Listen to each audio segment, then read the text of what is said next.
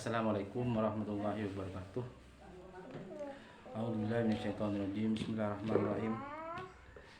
Bismillah li sadri wa yassir amri wahlul 'uqdatam min lisani yafqahu qawli. Yang membantu teman-teman sahabat-sahabat semuanya yang jauh di sana, yang dekat di semuanya dalam lindungan Allah Subhanahu wa taala, yang menyimak dan menyampaikan mudah-mudahan diamal jariah. Amin ya rabbal alamin. Ayo sekarang ngaji lagi ya. A'udzubillahi minasyaitonirrajim. Bismillahirrahmanirrahim. Salatud duha wa aqalluha rak'atani wa aksaruha samanun wa waqtuha min irtifa'is syamsi ila zawali. Ini keterangan kelanjutan yang kemarin, yaitu macam-macamnya sholat sunnah. Sholat sunnah. Jadi sholat sunnah itu sesuatu yang dikerjakan, bila dikerjakan itu dapat pahala. Tapi ketika tidak dilakukan, ditinggalkan, tidak apa-apa. Itu sunnah. Yang kami bahas di sini adalah sholatud duha, utawi sholat duha, wa aqalluha utawi setitik opo setitik sholat duha rakaatanin. Sholat duha iku rong rakaat. Jadi sedikitnya sholat duha itu 2 rakaat. Jadi sedikit-dikitnya sholat duha itu 2 rakaat. Sebanyak-banyaknya itu biasanya 11 rakaat. Nah, 2 rakaat ya. Wa aksaruha utawi ake-ake sholat duha, samanun iku 8 rakaat. Wa waktuha utawi waktu sholat duha. Jadi kalau di kitab di sini itu 8 rakaat paling banyak ya. Kalau ada di kitab yang lain, ada versi yang lain itu sampai 11 rakaat. Iku 8 rakaat wa waktuha utawi waktu li sholat duha. Waktunya sholat. Jadi sholat duha itu ya hukumnya sunnah, dan sedikit-dikitnya itu 2 rakaat, 4 rakaat, 6 rakaat. Sebanyak-banyaknya kalau kitab ini ya, ini 8 rakaat. Ada yang bilang sampai 11 rakaat. Terus wa waktuha utawi waktu sholat duha, dan waktunya sholat duha itu kapan?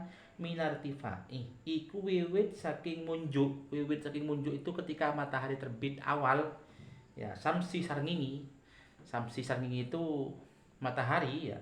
Ila zawali tumeka maring lengseri sarngingi. Jadi sholat duha itu waktunya kapan? Jadi kalau waktunya matahari itu muncul itu perkiraan jam 7 pagi. Itu bila bisa melaksanakan sholat duha. Sampai jam berapa? Sampai perkiraan jam 10 atau sebelum masuk waktunya sholat duhur. Itu waktunya apa? Itu yang bisa kita lakukan sunnah-sunnah sholat duha. Dan sholat sunnah duha. Dan diingat juga, sholat duha itu hukumnya sunnah. Tapi hikmah dari sholat duha itu luar biasa, banyak sekali.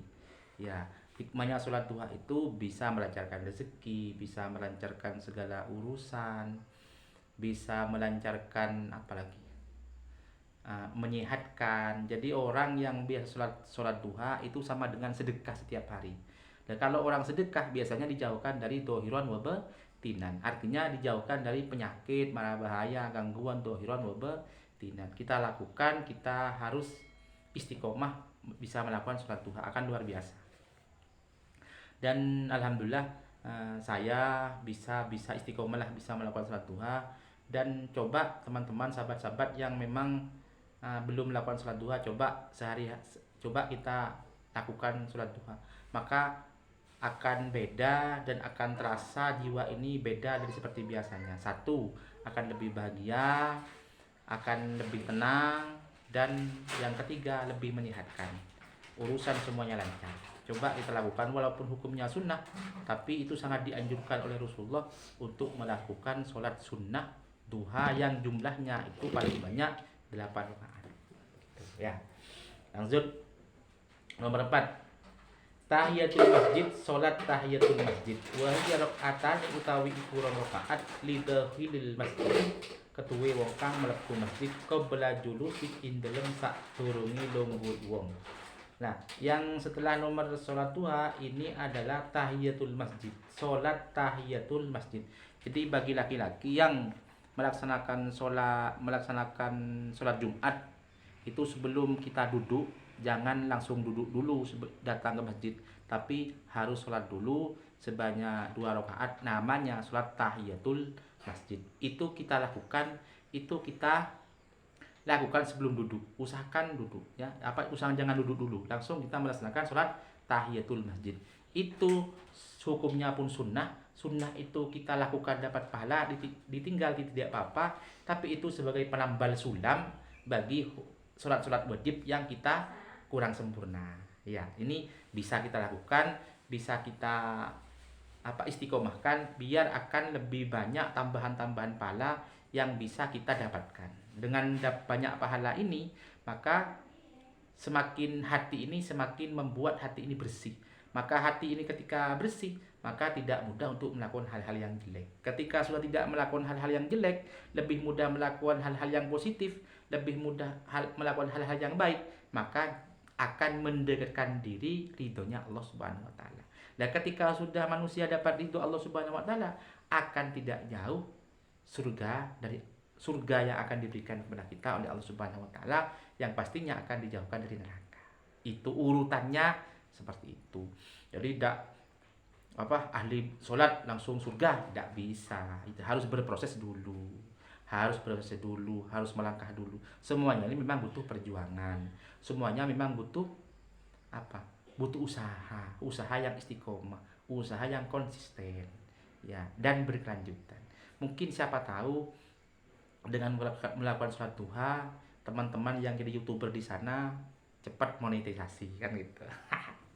Cepat monetisasi YouTube-nya dan cepat menghasilkan sesuatu yang diharapkan, begitu. Makanya nanti saya kasih judul ya, cepat monetisasi lakukan ini, gitu. Sholat duha. Ya, itu ya. Nah, terus nomor 5, sholatul Aid, sholat riyoyo luru. Nah, ini kemarin ya, sholat riyoyo, sholat id namanya, sholat riyoyo. Maksudnya sholat hari raya itu. Itu hukumnya sunnah juga. Nah, Idul Fitri riyoyo luru, maksudnya riyoyo luru itu hari raya kan ada 2 ya, ada Idul Fitri dan ada Idul Adha, hari kurban itu. Itu juga hukumnya sunnah dan sholat 2. Kadang-kadang semua masjid itu penuh ketika melaksanakan sholat hari raya. Padahal yang wajib sebenarnya kan sholat duhur, asar, maghrib, itu kan semuanya itu wajib. Tapi kadang sholat duhurnya bolong, asarnya bolong, sholat idnya penuh kan di masjid. Itu kan sudah salah langkah, salah persepsi. Padahal sholat idnya itu dilakukan 1 tahun 1 kali, itu hukumnya sunnah. Tidak sholat id tidak apa-apa, hukumnya sunnah. Tapi kalau tidak sholat duhur wajib neraka kalau tidak sholat duhur ya. Makanya jangan sampai keliru persepsi, keliru anggapan. Sholat idnya itu tidak pernah bolong 1 tahun 2 kali, sholat id dan Idul Fitri dan Idul Adha, tapi sholat duhurnya bolong. Wajib itu ya. Sholat duhur wajib, asar wajib, maghrib wajib, isya wajib, subuh wajib. Wajib kita lakukan. Kalau tidak melakukan dosa apa balasannya? Neraka, begitu. Jangan main-main dengan perintah hal-hal yang wajib, habis kita ya. Nah, makanya walaupun kita sibuk nge-YouTube dan lain-lain, jangan lupa ketika waktunya sholat ya, kan gitu kan. Di YouTube ini lengkap sudah, banyak yang mancing ya, ada yang tutorial YouTube, ada yang pertanian, ada yang ngerekam jalan-jalan, lengkap. Jadi kalau butuh siraman rohani ya channelnya saya ada di sini kan gitu. Jadi saya lengkap. Saya senang YouTube, saya senang karena teman-teman punya banyak cerita di sana. Channelnya berbeda-beda ya. Apalagi yang bunda-bunda ya, pasti channelnya masak. Pasti channelnya menu-menu. Ada channel yang hanya makan terus ya. Ya, ada makan terus ya. Kalau saya sama Mbak Uti sama, channelnya channel dakwah. Jadi kalau yang butuh channel siraman rohani, tambahan agama, atau ada hal yang perlu ditanyakan tentang agama, ya channelnya di sini, Bidadari Surga. Wah, ya. Yang mau pengen channel masak-masak, ya ke channel-channel bunda-bunda itu. Ya lengkap ya, komplit ya. Makanya dengan nge-YouTube seperti ini, maka akan punya banyak teman, punya banyak sahabat. Ini akan memberikan banyak wawasan kepada kita. Hidup ini tidak bisa sendiri sahabat, harus saling berbagi. Makanya harus saling berkunjung ya, saling jukrep, saling bergotong royong, saling bekerja sama. Memang hidup seperti itu. Ya, yang penting kalau bisa harus selalu menebar kebaikan. Langkah ini harus gunakan sebaik mungkin pada orang lain. Biar apa? Biar hidup ini banyak manfaat kepada orang lain. Makanya ada hadis itu, sebaik-baiknya manusia itu orang yang banyak manfaatnya kepada orang lain. Bukan orang yang ahli ibadah, bukan yang ahli sujud, tapi orang yang paling banyak manfaatnya kepada orang lain. Bukan hanya jadi penyakit kepada orang lain, ya. Terus itu sholat Idul Fitri, Idul Adha. Terus nomor 6 sholatul kusufaini. Sholat gerhana luruh. Jadi ada sholat gerhana dua. Gerhana dua itu ada gerhana matahari dan ada gerhana bulan. Itu hukumnya sunnah. Bisa juga kita lakukan.